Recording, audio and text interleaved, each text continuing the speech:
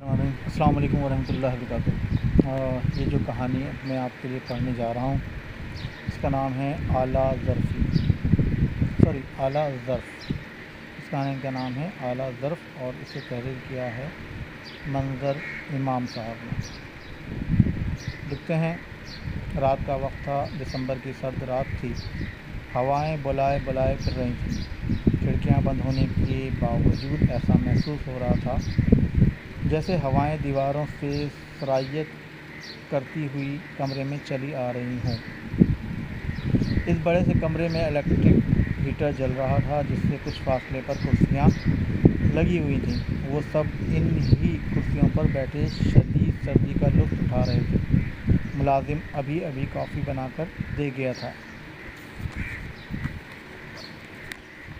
وہ سب ایک ہی خاندان کے لوگ تھے۔ ان میں سے ایک اس گھر کا مالک تھا، محتشم، اور اس کی بیوی زرینہ۔ یہ دونوں ادھیڑ عمری کے دور سے گزر رہے تھے۔ ایک ان کی بیٹی تھی جویریہ، جو شہر سے چھٹیاں گزارنے ماں باپ کے پاس آئی ہوئی تھی۔ ان کے علاوہ ایک دوسرا آدمی احتشام بھی تھا جو محتشم کا چھوٹا بھائی تھا، لیکن وہ بھی 40 کے لگ بھگ ہو چکا تھا۔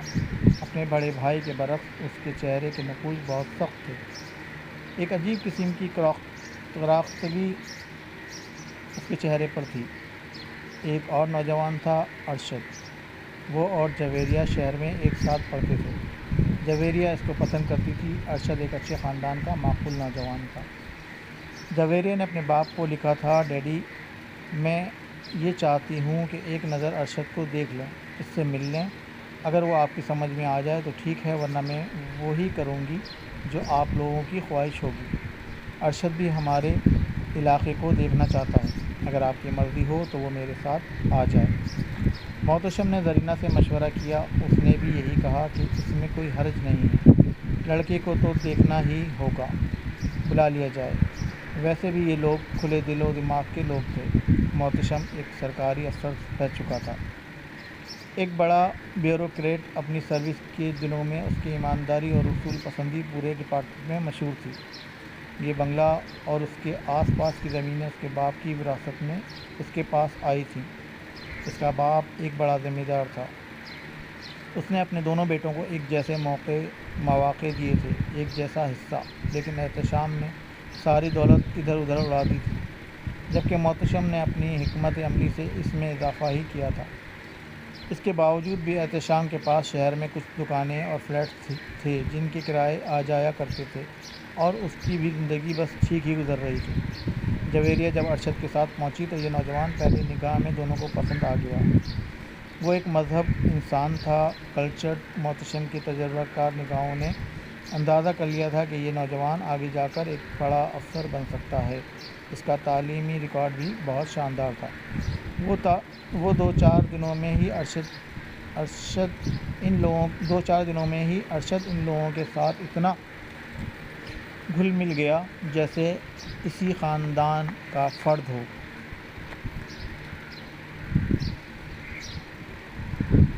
اسی دوران احتشام بھی کچھ دنوں کے لیے وہاں چلا آیا تھا۔ اسے بھی ارشد پسند آ گیا تھا، لیکن اس کے چہرے کے تاثرات بتا رہے تھے کہ اسے ارشد اور جویریہ کا یہ رشتہ اچھا نہیں لگا ہے، لیکن اس نے اس کا اظہار نہیں کیا تھا۔ اس رات وہ سب سردی کا لطف اٹھانے کے لیے بڑے کمرے میں ہیٹر کے پاس بیٹھ گئے تھے۔ اس وقت محتشم نے اپنی زندگی کے قصے سنانے شروع کر دیے تھے۔ یہ اس زمانے کے قصے تھے جب وہ ملازمت پر تھا۔ وہ بتا رہا تھا کہ کیسے کیسے لوگ اس کے پاس آیا کرتے تھے، کیسے کیسے واقعات ہوتے رہتے تھے۔ سب اس کی باتیں دلچسپی سے سن کر ہنستے رہے تھے۔ اس کا انداز بیاں بھی بہت اچھا تھا۔ ارشد میاں، زرینہ نے اس کی طرف دیکھا۔ یہ جگہ تمہیں کیسی لگی؟ بہت خوبصورت اور بہت مختلف، اس نے کہا۔ یہاں فطرت اپنے پورے حسن کے ساتھ موجود ہے۔ یہاں جو کچھ ہے وہ کہیں اور دیکھنے کو نہیں ملتا۔ یہاں آ کر روح میں ایک تازگی سی آ گئی ہے۔ اس کے علاوہ، وہ کچھ کہتے کہتے رک گیا۔ رک کیوں گئے؟ اس کے علاوہ اور کیا؟ انکل، اس نے جویریہ کی طرف دیکھا۔ اس کے علاوہ یہاں میرے سپنے بھی پورے ہونے والے ہیں۔ محتشم اور زرینہ دونوں مسکرا دیے تھے۔ ارشد کا اشارہ جویریہ کی طرف تھا۔ اچھا کچھ اپنے بارے میں بھی بتاؤ۔ محتشم نے کہا، ہم نے ابھی تک صرف تمہیں دیکھا ہے اور تم ہی کو دیکھ کر یہ فیصلہ کر لیا کہ جویریہ کا انتخاب بہت بہتر ہے، لیکن ابھی تک ہمیں تمہارے گھر والوں اور بیک گراؤنڈ کے بارے میں کچھ نہیں معلوم۔ مجھے اس لمحے کا خوف تھا انکل، اس نے کہا، کہ مجھ سے میرا بیک گراؤنڈ پوچھا جائے گا، جو ابھی تک جویریہ کو بھی نہیں معلوم۔ جویریہ نے چونک کر اس کی طرف دیکھا۔ محتشم بھی کچھ الجھا ہوا دکھائی دینے لگا۔ کیا تمہارا بیک گراؤنڈ اتنا بھیانک ہے کہ تم اس کو بتاتے ہوئے پریشان ہو رہے ہو؟ اس نے پوچھا۔ نہیں انکل، ایسی کوئی بات نہیں، ارشد نے کہا، بات صرف اتنی ہے کہ میرا تعلق ایک غریب گھرانے سے ہے۔ میرا ابا خالد ایک سرکاری دفتر میں ملازم تھے، لیکن ان کو کسی وجہ سے نوکری چھوڑنی پڑی تھی۔ ہم 4 بہن بھائی تھے۔ میں اس وقت کالج میں تعلیم حاصل کر رہا تھا۔ ہمارے پاس زندگی گزارنے کا کوئی اور ذریعہ نہیں تھا، صرف ابا کی آمدنی تھی، وہ بھی ختم ہو چکی تھی۔ گھر بھی کرائے کا تھا۔ ایسی صورت میں اندازہ لگا لیں کہ ہم پر کیا گزر رہی ہوگی۔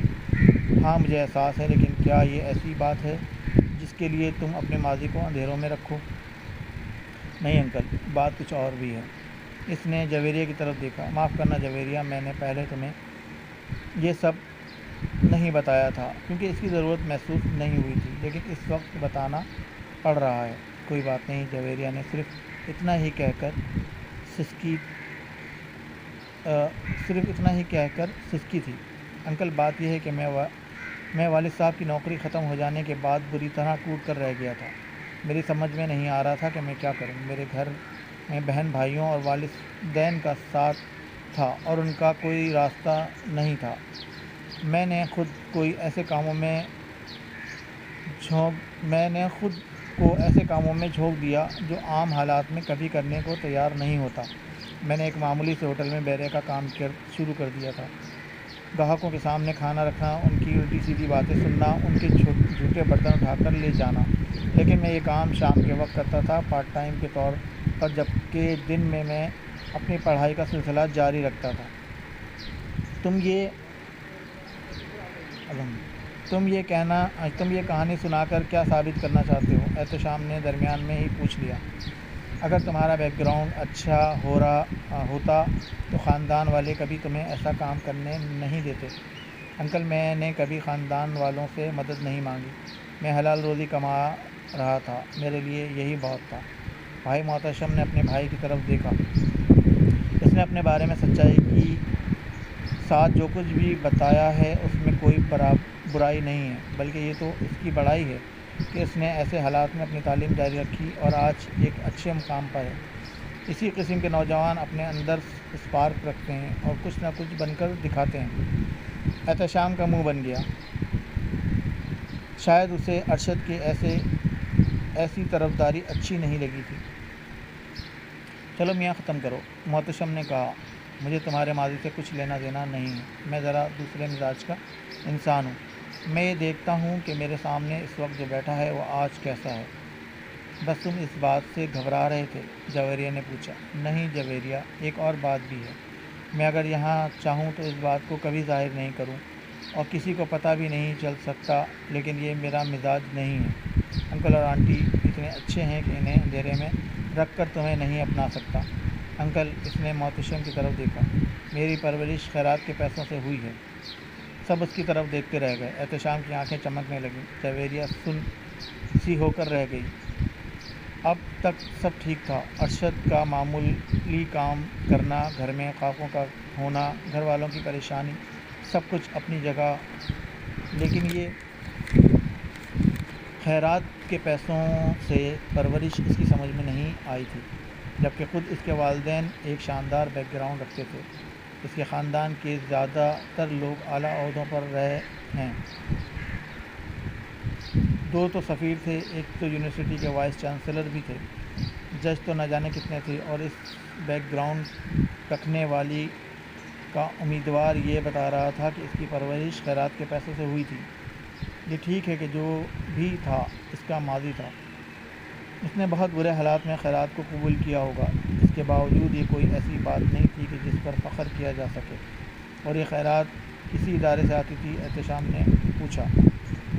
کسی ادارے سے نہیں، بلکہ کوئی اللہ کے نیک بندے تھے جنہوں نے خود کو میرے والد کا دوست ظاہر کیا تھا۔ وہ ہر ماہ ایک معقول رقم بھیج دیا کرتے تھے اور اس سے ہمارا گزارا ہو جاتا تھا۔ میں نے اپنے طور پر ان کا پتہ چلانے کی بہت کوشش کی، لیکن ان کا نام تک نہیں معلوم ہو سکا۔ انہوں نے فون پر کہا تھا کہ وہ میرے والد کے دوست ہیں۔ اس کے بعد انہوں نے ماہانہ بھیجنا شروع کر دیا اور یہ سلسلہ اس وقت تک چلتا رہا جب تک میں کسی پوزیشن پر نہ پہنچ گیا۔ ایسا ممکن نہیں ہے، احتشام نے کہا۔ اس نے محتشم کی طرف دیکھا۔ بھائی، اس دور میں ایسا ہونا ناممکن ہے۔ اب کوئی کسی کی اس طرح مدد نہیں کرتا، وہ بھی بغیر کسی سبب کے، بغیر کسی فائدے کے، اور مدد بھی اس طرح کہ گمنام رہا جائے، سامنے نہ آیا جائے۔ تم کہنا کیا چاہ رہے ہو؟ میں یہ کہہ رہا ہوں کہ اس نے جو گمنام فرشتے کی کہانی سنائی ہے وہ جھوٹی ہے۔ اصل بات یہ ہوگی کہ اس کی مدد کسی خیراتی ادارے نے کی ہوگی اور یہ کسی گمنام فرشتے کا نام لے رہا ہے۔ محترم، ارشد نے اس کو مخاطب کیا، ایک بات بتائیں، اگر میں یہ بات نہیں بتاتا تو کیا آپ کو یہ معلوم ہو سکتا تھا؟ اس کے علاوہ دوسری بات یہ ہے کہ کیا مجھے اپنے پیروں پر کلاڑی مارنے کا شوق ہے کہ میں اپنے بارے میں سب کچھ بتا رہا ہوں؟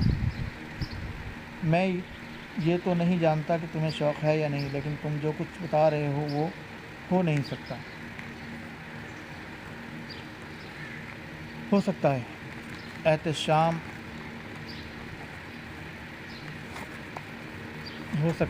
احتشام، اور یہ بات اچھی طرح جانتا ہوں۔ محتشم نے کہا، آپ کس طرح جانتے ہیں؟ اس لیے کہ ان کے والد جس محکمے میں کام کرتے تھے اس کا سربراہ میں ہی تھا، محتشم نے بتایا۔ کیا؟ ارشد نے حیران ہو کر محتشم کی طرف دیکھا۔ یعنی میرے والد صاحب کی بربادی میں آپ کا ہاتھ تھا؟ ہاں بیٹے، ایسا ہی سمجھ لو، لیکن اس کے ساتھ ہی تمہیں پیروں پر کھڑا کرنے کا فرض بھی میں نے ہی انجام دیا تھا۔ محتشم نے کہا، کیا مطلب؟ مطلب یہ کہ وہ گمنام شخص جو تمہاری اور تمہارے خاندان کی مدد کرتا رہا تھا وہ میں ہی تھا۔ اب ایک سناٹا تھا، بے نام سا سناٹا۔ میری سمجھ میں نہیں آ رہا کہ میں اب کیا کہوں، ارشد نے کہا۔ بیٹا، تم نے سب کچھ کہہ دیا۔ میں یہ سوچ رہا ہوں کہ میں کہاں اسٹینڈ کر رہا ہوں۔ میں نے یہ قسم کھائی تھی کہ میں اس شخص سے انتقام لوں گا جس نے میرے باپ کو تباہ کیا تھا، لیکن اب میں بے بس ہو کر رہ گیا ہوں۔ آپ ایک طرف میرے دشمن بھی ہیں اور دوسری طرف میرے محسن بھی۔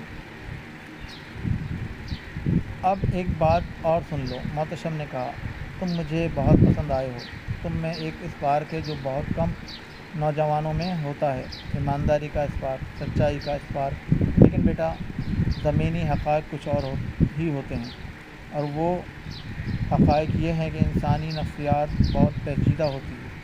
اس کی یادداشت ایسے موقعوں پر ہمیشہ اس کا ساتھ دیتی ہے۔ اگر جویریہ سے تمہاری شادی بھی ہو گئی تو اس کے باوجود یہ خلش تمہارے یا جویریہ کے دل میں رہے گی۔ تم کو اس بات کا دکھ ہوگا کہ جویریہ کے باپ نے تمہارے باپ کے ساتھ اچھا سلوک نہیں کیا، اور جویریہ کو اس بات کا احساس